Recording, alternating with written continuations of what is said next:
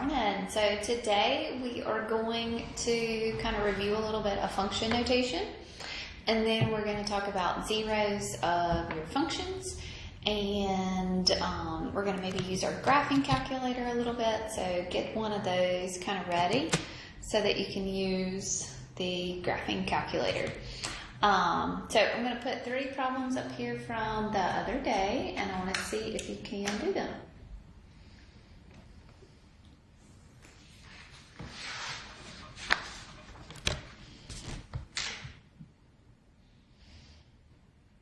Okay, so the first one says, let f of x equal negative 4x plus 7, find f of 1. The second one says, let f of x equal 2x squared plus a 10x, find f of negative 4. And the third one says, let f of x equal x squared plus 8x minus 15, find f of negative 19 minus a 7. Okay, so y'all take a minute or two and try to work through these. All right, so that first one there, we are going to plug in a 1 everywhere we see a x in my function. So right there, we are going to have a 1 multiplied by, oh, I thought that was going to be right up. We're going to have a 1 multiplied by that negative 4. So negative 4 times a 1 is a negative 4, plus a 7 is going to give you a positive 3. So f of 1 would be equal to a 3. On this one, we are going to plug in a negative 4 everywhere we see an x in this function.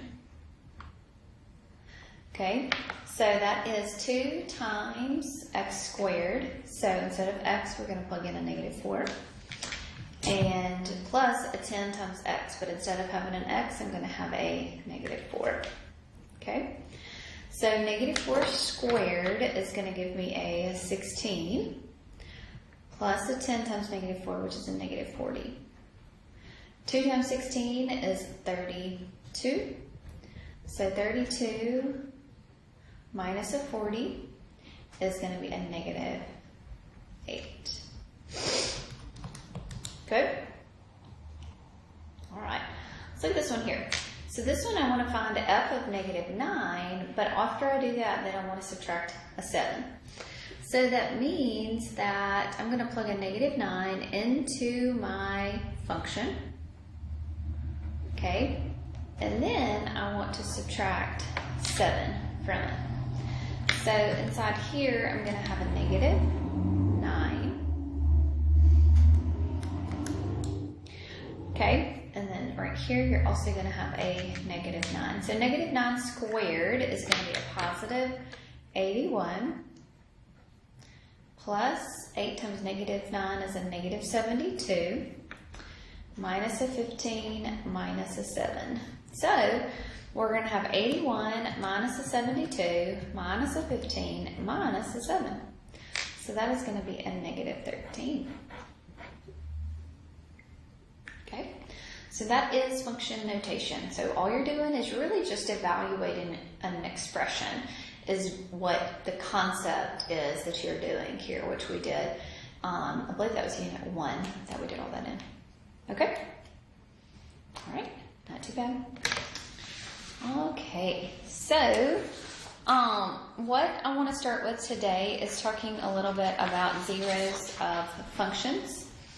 Okay, so zeros of functions.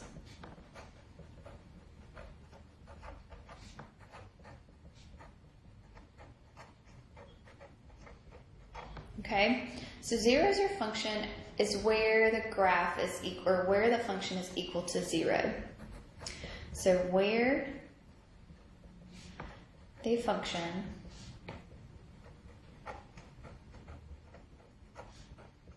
is equal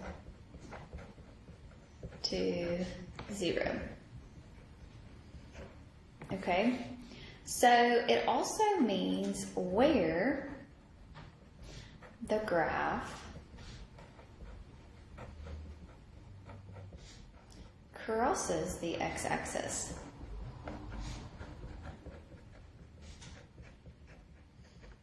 So what x value is that?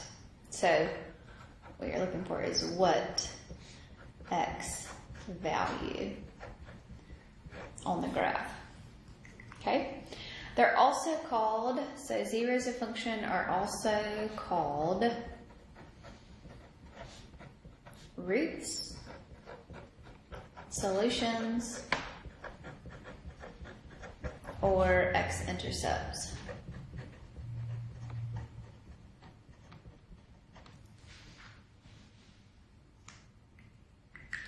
Okay? All right. So we're first going to look at a graph. Okay? So given a graph. So when you're given a graph, all you're going to do is look for where it crosses the x-axis. So look for x value where the graph crosses the x-axis.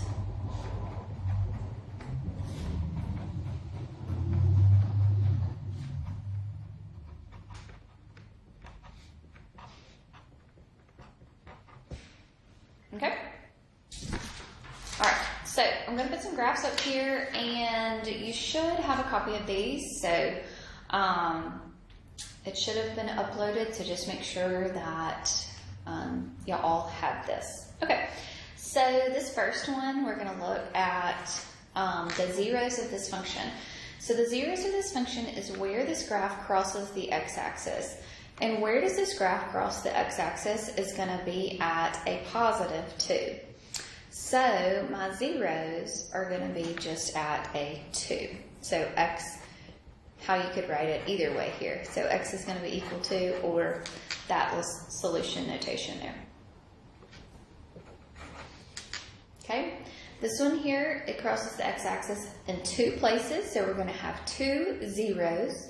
So my first one is going to be a negative 2, and then my other one is going to be a positive 1. Okay, crosses it in 2 places. All right, I'll try to do this one here, the circle. Crosses in 2 places, crosses the x-axis. Remember, when you're looking for zeros, we are not really caring about the y-axis. It is intercepting the y-axis, but when we're talking about a zero of a function, then we're looking for where it crosses the x-axis only. Okay? So where does it cross the x-axis? It's going to be at negative 3 and 1, 2, 3, 4, and a positive 4. So negative 3 and a positive 4. Okay? Over here, our x-intercepts are negative 3 and a positive 3.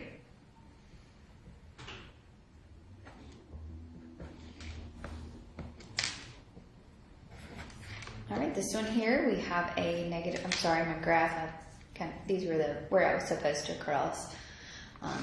Did not draw those very nicely for you. So that x, where it crosses the x-axis, is going to be at negative 1 and a 1, 2, 3, 4, 5. And a positive 5. Okay? And this one here, it crosses it in 1, 2, 3. See how it's going? It's going to go 1, 2, 3 right there. So that's a 1, 2, 3, 4, 5. So it's a negative 5, a 0, and a 1, 2, 3, and a 3. So my x-intercepts are at negative 5, 0, and a 3. Okay? All right.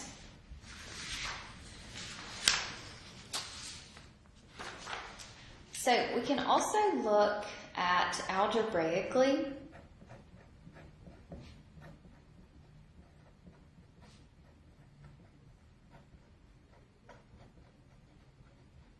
Okay?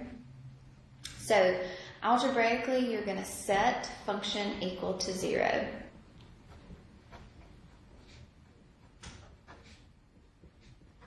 And solve.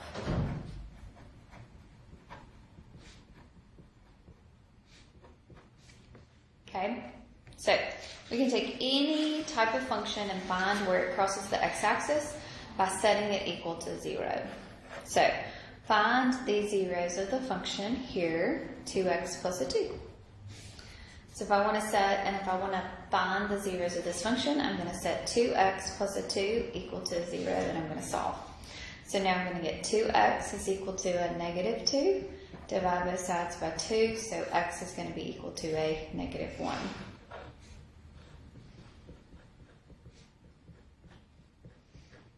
Okay, what about this one? We've got negative x plus a 7, set it equal to 0. So move the 7 over, so it's going to be negative x is going to be equal to a negative 7. Divide both sides by negative 1, so x is going to be equal to 7.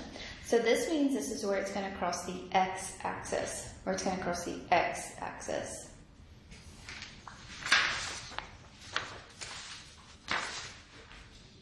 All right, I'll do this one for me.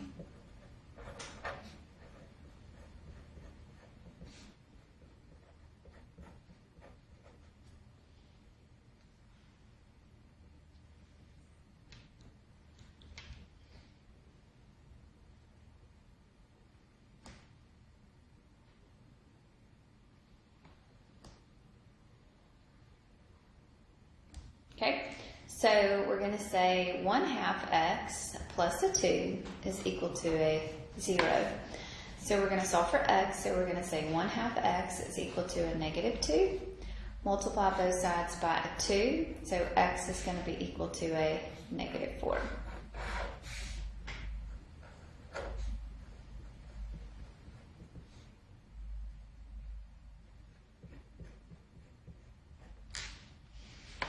Okay, now do this one for me.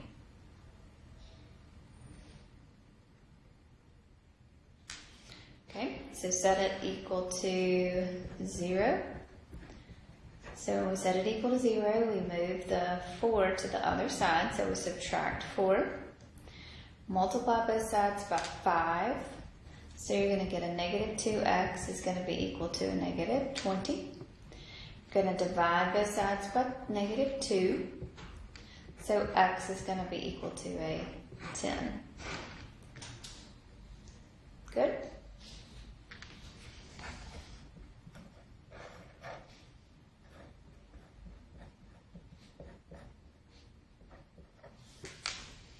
Okay, all right, so I'm throwing a curveball at you. Here I've got f of x is equal to x squared minus a 16, okay? This is not a linear function, so we have not learned how to solve this when we set it equal to 0, okay? So we will learn later.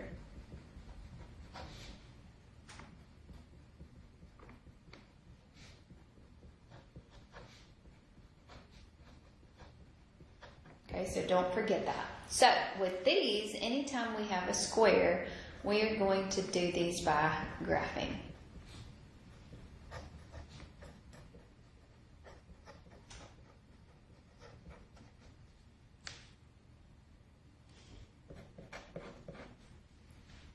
Okay, so the steps to do this are you are going to turn your calculator on and click on the y equals, it doesn't say y equals 0. So turn it on, and then you're going to say the y equals right there. So you're going to say y equals. Clear anything out that's in there, okay? And then you are going to enter the function.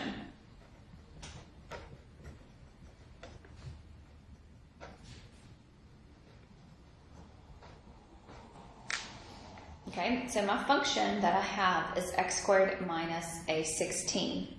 Okay, so how I enter that is, here is my x right there. See, I've got an x, I've got a t, I've got a theta, and I've got an n. So there's my x, and I'm going to, and I can use that little caret top right there and do 2 because it creates that exponent right there. But make sure that you get out of that exponent right there, so hit the over button. So x squared, then a minus a 16. Okay, so did you see that? Let me do it again. So we have x, caret top, squared, over, make sure you do the little arrow. can't get all these in there. See? Minus a 16th. Okay? And then now you're going to hit on the graph button there. And you can see it's going to cross the x-axis in 2 places. So once you enter your function, then you're going to hit on graph.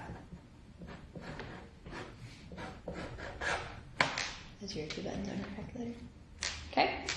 So if you look at your graph, you've got negative 1, 2, 3, and 4. So it's going to be a negative 4, and a 1, 2, 3, and a positive 4. So your x-intercepts there are going to be negative 4 and a positive 4. Okay? All right, let's do another one.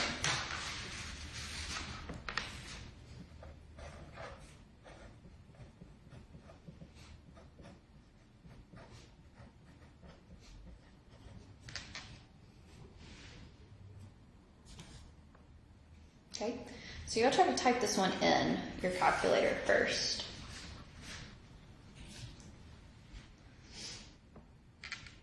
Okay, so let's see if you got it.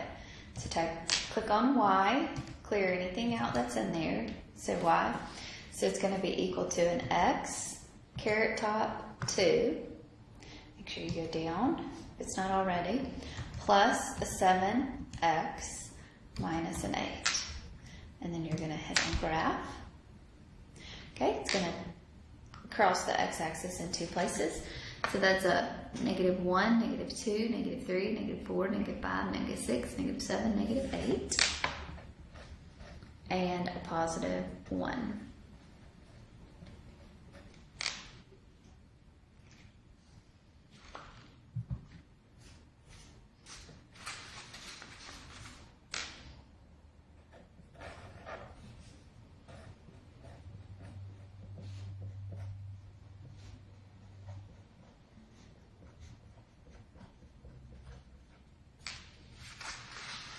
All right, y'all look here and try to do this one.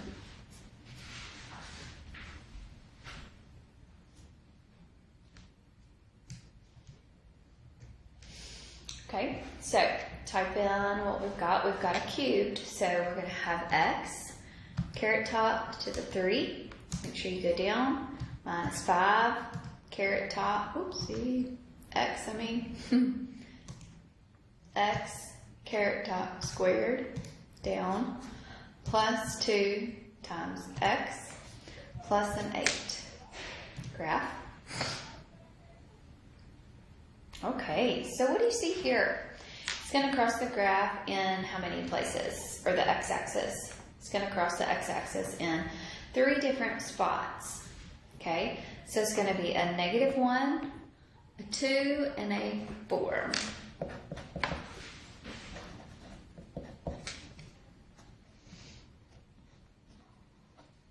Okay, those are your x-intercepts.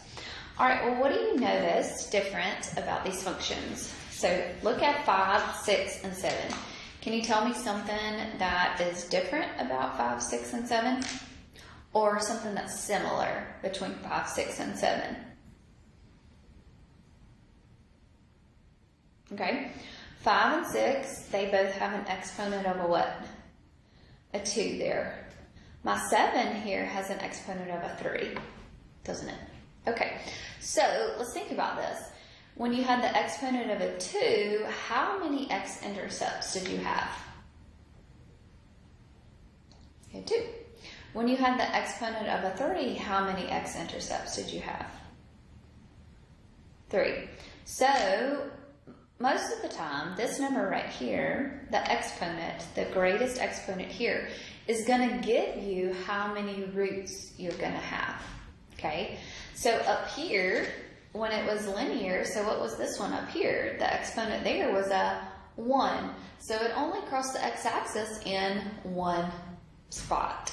Okay? So do you see that? So when there's a 1 there, you only got 1 x-intercept. When there's a 2 right here, you get 2 x-intercepts, right? When you have a 3 exponent, you have 3 x-intercepts. Okay? Does that make sense? All right. So that is looking at your zeros of your functions, and we're going to have just kind of a free day tomorrow, which means that you're going to catch up on everything that you have not completed yet. Homework, quizzes, tests, anything, okay? Anything that you need to be working on to improve your grade, okay? So make sure that you do this homework, and I'll see you back here next week. Y'all have a good day.